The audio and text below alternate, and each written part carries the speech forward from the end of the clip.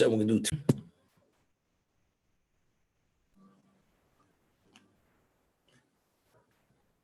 we left off in the Modim where we say, and we will speak your praises. For what? Our lives which are given over in your hands. And our souls which are kept for safekeeping, which we discussed yesterday. When a person sleeps at night, the soul partially departs from the person. God revitalizes that soul. He reinvigorates the soul. Every night there's a judgment on the soul, whether the soul should be returned to the person or not returned to the person. And there's much reason why it should not be. Because when we transgress and misbehave, we're actually diminishing the soul. We sully it. But yet God says, no. The attitude of mercy says we have to give him the nth chance to come back. So God takes care of our souls.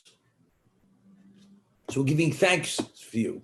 Our lives, which are given over, as we spoke about the functions of the human body, if any of them should malfunction, internal organs, we couldn't survive. A blockage in the heart, in the intestines, in the lungs, wherever it may be, a blood clot. You couldn't function, you couldn't survive. That's Chaim Sur Yodecho. Our lives that are in your hands, our function every moment only functions as such because God's wills that it should function this way. Our brain activity, that we have clarity, we have retention, we have analytical ability, we have the ability to speak, articulate words. Everything, that's Chaim Sur Yodecho, our lives that are given over in your hands. And the miracles which are every day with us, continuous miracles. What miracles are with us every day? What are the miracles?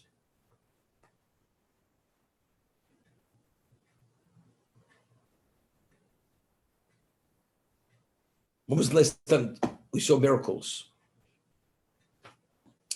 The Ramban, Nachmanides writes that until the 10 plagues that took place in Egypt, God never went public.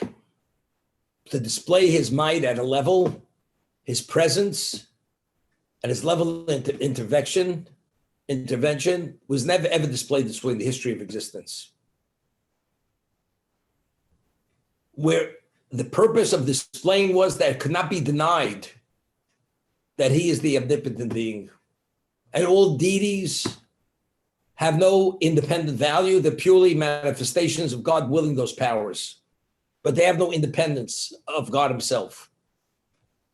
But why did God do it? Because a human being has to always be in a state to be able to make a choice.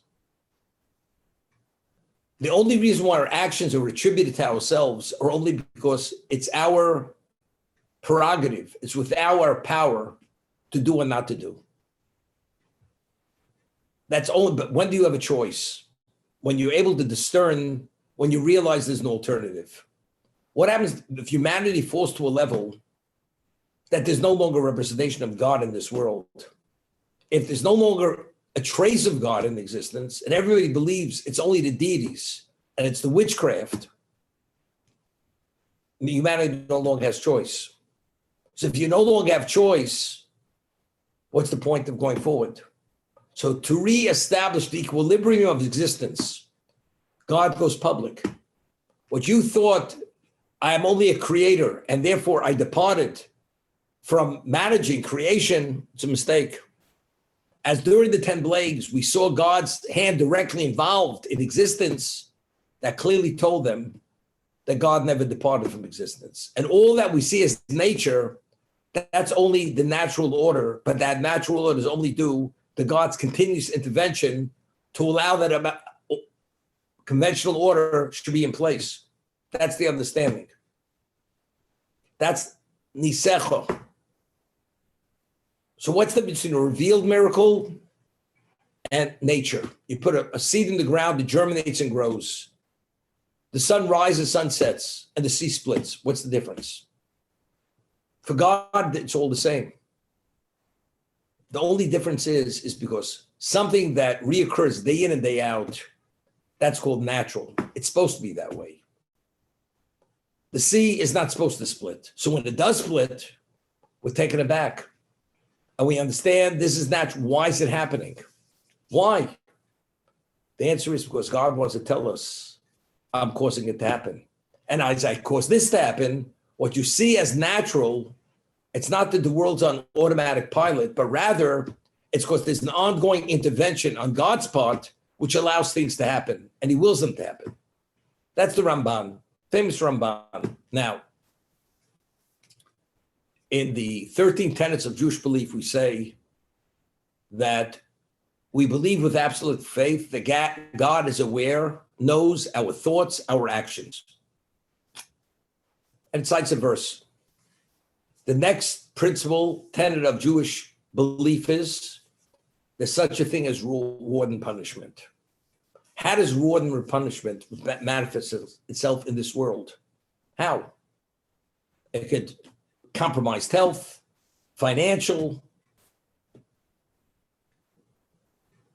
disaster on the natural disasters, hurricanes, tornadoes, tsunamis, and your property and your wealth is destroyed in a moment. So reward and punishment manifests itself in the physical. So the Ramban writes, the way God created this world, if a person deserves to be punished, punishment's meant for the world to come. Reward's meant for the world to come. But God wants to offer the person the opportunity to be atoned in this world, that he shouldn't have to be atoned in the world to come. That the moment he departs, he could enter straight into the world to come.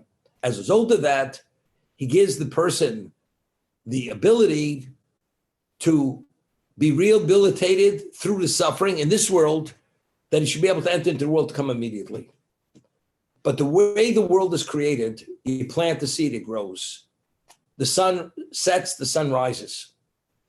Unrelated to our behavior. So what does God do? God is continuously intervening on the natural level, that within the natural, he's inserting reward and punishment, which we don't even realize. Because naturally, the system's supposed to function regardless how we behave or misbehave. Except God overrides the system and uses the system to bring about reward and punishment in this existence. But that itself is not seen by the human being, but it's miraculous. If you have a system in place which is impossible to change, God overrides the system. That's al nisech sh'chom imanu, the miracles which are with us every day.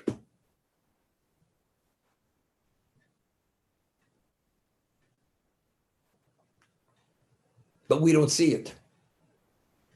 The norms, as we said, there are peaks, there are valleys. There's pandemics, there are epidemics, there are natural disasters.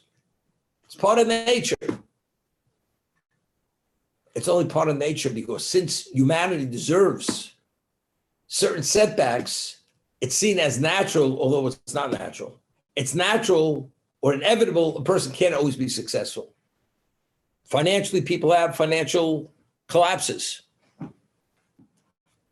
The business goes into bankruptcy or whatever else may be. But that's nisecho. Niflosecho, wonders, is not where it's concealed within nature, but rather it's a wonder. What's the meaning of the word wonder? It's like you're taken aback. You're in wonderment. That's niflosecho. There are always wonders taking place. Not to be believed, not to be understood.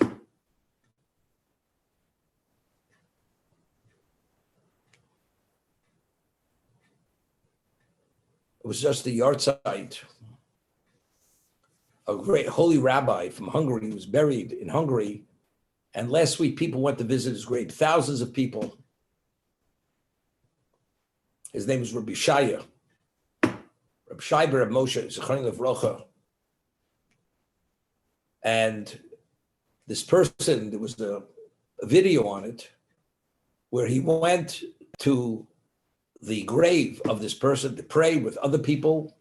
And he told a story because what's going on today in the Ukraine and in Europe, many things are shut down. And he was in a car and the car was could go maybe another 50, 60 miles. And to go to the airport, to return to the United States, it was about 300 miles. And unless they would find a gas station to refill the tank, they'd be stuck on the road. And if you're caught stuck on the road, the amount of money you have to pay in bribery to the police or whoever is in charge of the roads, you pay thousands of dollars, even at a chance of being arrested, put into prison. You never know. As they said, it's the Wild West. Nobody should know what this is. And they realize they're running near empty. So the rabbi was in the car with these other people. He was a Syrian rabbi, a Moroccan rabbi. And he says, look, every time we pass by a gas station, we're going to go in. They pass one after everyone is closed. Lights are out, closed. Finally, they have no choice. He says, we're going to pull into this gas station. It's closed. The pumps are shut off. So the rabbi says to one of the people in the car, in the past, the rabbi has answered us. He did wonders for us, whether it's healing. We have to ask the rabbi to intervene. But I saw a video last night. There's a non-Jew who takes care of the kever, the grave of this holy tzaddik. And he's a Hungarian Jew. And this Hungarian Jew, non-Jew, Gentile, speaks perfect Yiddish. He speaks Yiddish like a chassid, literally. And the Hasidim came recently to his grave, and they saw he was down. And they said, what's the problem? He says, I'm newly married, and I just found out, he finds out that his wife has a tumor, and she needs very serious surgery. And they hadn't yet had any children. So the Hasidim say to him, why don't you pray at the grave? You take care of the grave. When the holy rabbi was alive, Gentiles used to come to him for a blessing. Why don't you go pray at the grave and ask that he should intervene on your behalf, that your wife should have a recovery? At first, he was a little resistant, and finally he did. And the surgery was scheduled for a few days later, and he prays. The morning of the surgery, the doctor takes an X-ray, MRI, whatever it is, and he says to this person who's not Jewish, he says, I see something I've never seen in my life. The tumor that was of a certain size, it shrunk to the point it doesn't need surgery. What happened? It's miraculous. So he tells him, I went and prayed at the grave of this holy rabbi. And he sent this miracle. He says, he's never seen a thing. Within modern medicine, there's no such thing, that such a thing could happen. 2 months later, the tumor disappeared totally. He shared the story with all his Gentile friends. Now they're all running to the grave to pray for all kinds of salvation, for all types of intervention. This is not miracle concealed within nature. These are wonders. God allows wonders. He does wonders for us. That's an example. Every day we have miracles. Every day.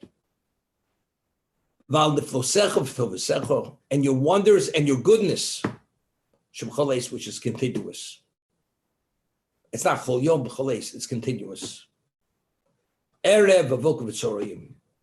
evening, morning, midday, continuous.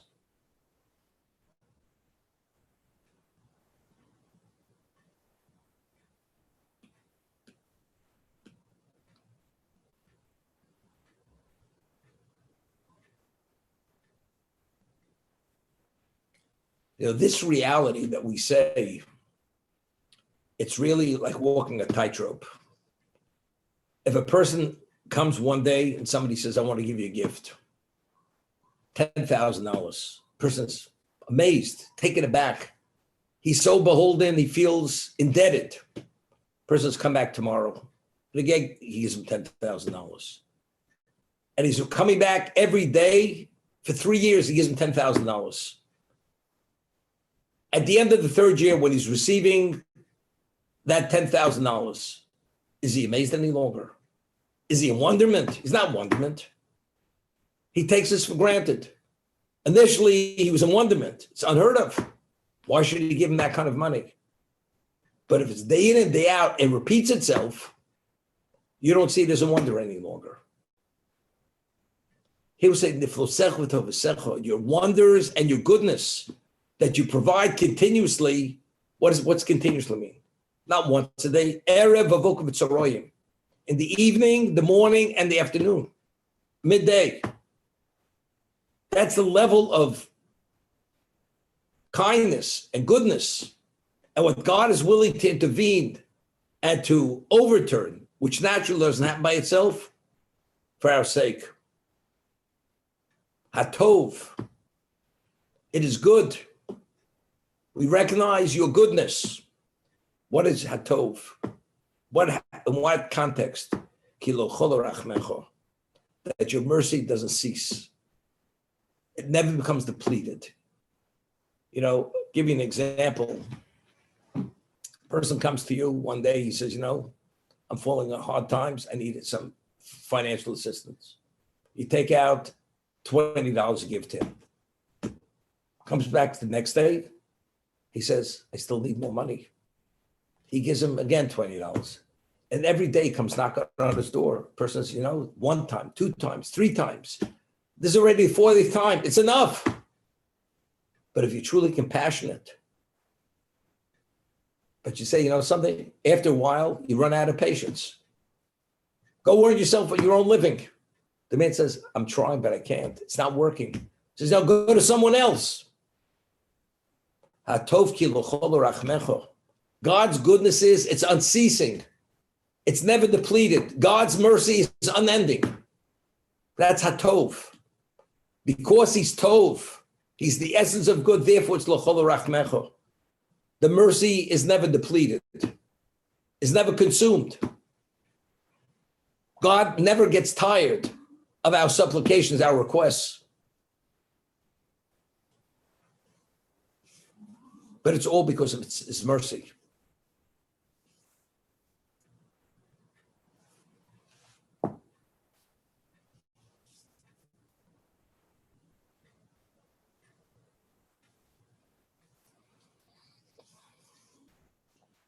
So let's ask a question. If in fact we say this every day and we don't deny it, so why are we amazed? Why do we behave differently? That's the question. So I always point out this fact. A person has parents who raise him specially. Literally, everything's on a silver platter. There's nothing they've ever not addressed and responded to. And you have a third party who's done 1/10,000th of what a parent does for a child. But the person did something significant. The parent calls up the child 3:00 in the morning. I'm sorry for waking you up, but could you come over? This is what he says to the father makes the request to the son. The son says, Dad, I can't wait till tomorrow. So the father says, no. He says, well, I guess you could come over. It must be important enough you should come over. Another person who does 1/10,000th of a father, he makes this call middle of the night. The person doesn't say, maybe I can't wait till tomorrow. He doesn't ask him that question. He says, of course, come over immediately. I'll even come over to you. You don't have to bother. And this repeats itself continuously. What you do without hesitation for a third party, you don't do for your parents. And after a while, you say, it's enough. As they say, up to this point, nothing more. Before you visit, make sure to call. But the third party who did something special for you, although whatever he did is not a fraction of what the parent did, he's always welcomed. The door is always open for you. Why? So the way we explained it in the past was this. What is the essence of a person? What touches a person more than anything? It's his individuality. That's what touches a person most. And that's called ego. The individuality and ego is one and the same. When I address your ego and I make you feel you are unique, you're that individual, that's more than everything in the world. Why does a parent do for a child? Even on the most special level. Because it's not because of me, because I'm your child. It has nothing to do with the individuality of the child. What's unique about the child. So the child is the child of the parent. When a third party chooses to treat another person special, in a special way, which he doesn't treat everybody in this special way. Why did he choose to treat him in that special way? Evidently, he saw something special about him, and therefore he chose him from among others to treat him, and because he appreciates his individuality, his uniqueness. What does that touch? That touches the ego. When you touch that ego, the person becomes so inflated, he starts radiating to the point that he can't resist not reciprocating. He can't wait not to show his indebtedness to that person. But the parent, what do you do for me? You do what every parent does. So you did more, you do less. But you're not doing for me, you're doing for me because I'm your child. It's not me because if I wouldn't be your child, you wouldn't do for me this way. So that has nothing to do with me. As a result of that, the person doesn't have that level of appreciation. God performs miracles, health, stability. Everybody is in the same boat. There's an expression in English. Misery loves company. Person in state of misery, he has less of a pain or sense of being in a miserable state if other people are also suffering like that in the same way. That if it's spread, the wealth is spread among everyone, it's okay. I'm not being singled out. I'm not being individualized. But when you're being individualized, something negative, if they're saying the essence of a person is his individuality and he's getting the brunt of it, how do you react to that? What did I do so wrong? Why am I being singled out to be punished? But if everybody's being punished, I'm no different than anyone else. It has nothing to do with me as a person. It's just the state of affairs in the world that people are having difficulty making ends meet or other areas of their life. Two separate things. We speak of God's miracles. We're expressing our thanks, our indebtedness. The miracles which are continuous, the wonders which are continuous day in and day out, morning, evening, and nighttime. But whatever these are, everybody's experiencing the same thing.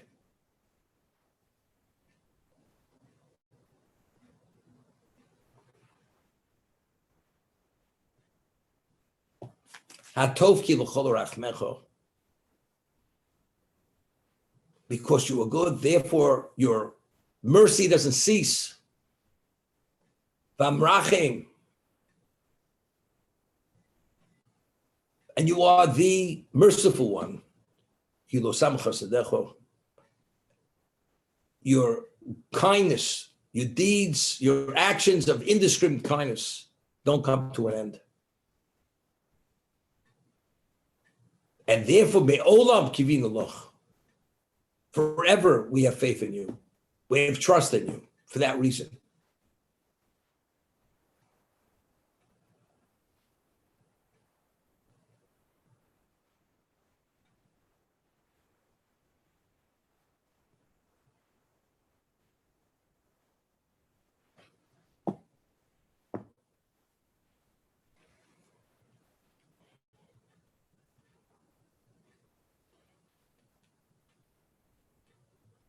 Now, how does one somehow internalize what we say in the modim, that we should be touched by it? And if we're touched by it, we'll be motivated to show and to reciprocate, to show our indebtedness. What do we have to work on? What do we have to focus on to be a beneficiary of this kind of statement? Because we're not denying the fact that everything here is true. And I always say this. If you feel entitled, that deflates the balloon. That takes the oxygen out of the room. That takes the wind out of the sails. You're going full steam ahead. Give you an example. Somebody gives you $1 million gift. You feel indebted to this person like nobody's business. Then you realize that this man had embezzled money from your grandfather, and when he's giving you $1 million, because he really owed it to you. Do you feel as indebted as in beholding to this person? And there was an investigation that he would have gone to prison if he wouldn't have given it to you, but you weren't aware of that. If you realize that now, whatever way you felt yesterday and 2 days ago and a week ago, today knowing that fact, do you feel indebted to this man? What he gave me is rightfully mine. So if it's rightfully mine, should I feel indebted? Why should I feel gratitude towards the person? So if each of us has a lack of our own humility, we feel we're entitled to it. The moment you feel entitled, it's like being paid something that God owes you. It's like the man who embezzled, he has to provide that. And if you don't provide it, you really have no choice.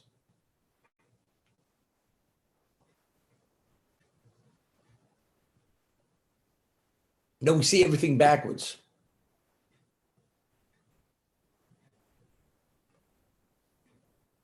You know, society has tremendous impact and influence on our perspectives.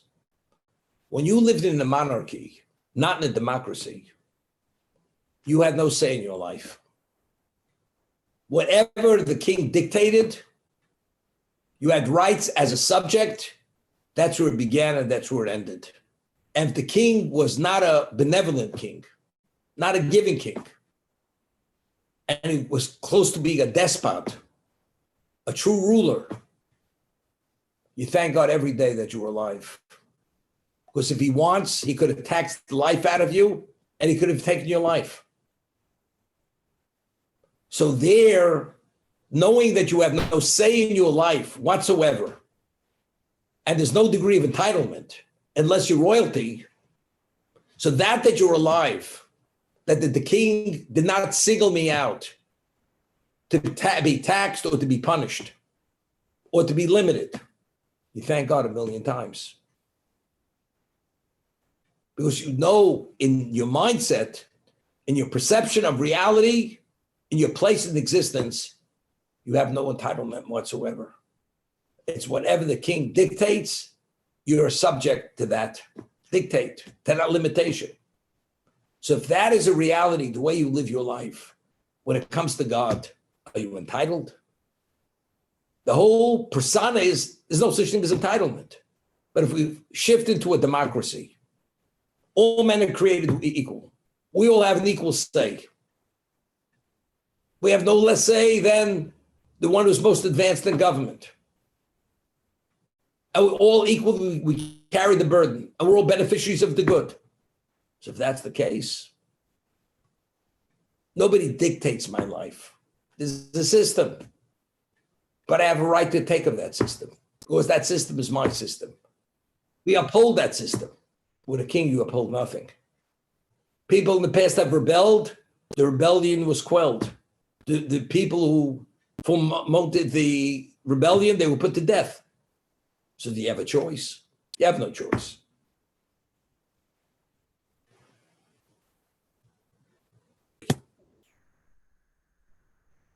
The end of the story was they stopped at this gas station. The lights were out. Nobody was there. And the rabbi says to one of the people in the car, take the pump, the hose, put it in the gas tank. Put your credit card in the pump and see what happens. I will pray in the merit of this great tzaddik that gas should start flowing. You know, it was like a shot in the dark, and it was plenty dark. And all of a sudden, the person who presses the nozzle starts screaming, the gas is flowing. And they filled up a full tank of gas. Nobody would have thought in a million years, this closed down gas station, pitch black, the door's locked, the pump is just there. They thought the pumps were empty. The tanks were empty. And here they found a tank after stopping off at multiple stations, which one was closed after another. When they pray in the merit of this rabbi, somehow they come to a tank and they're able to fill up a full tank of gas, and they arrive in time at the airport to be able to return to the United States. This just happened just recently. It's like a wonder. It's such a wonder. This man hasn't stopped being interviewed and videoing it, telling the whole world what happened. That's what kind of wonder it is.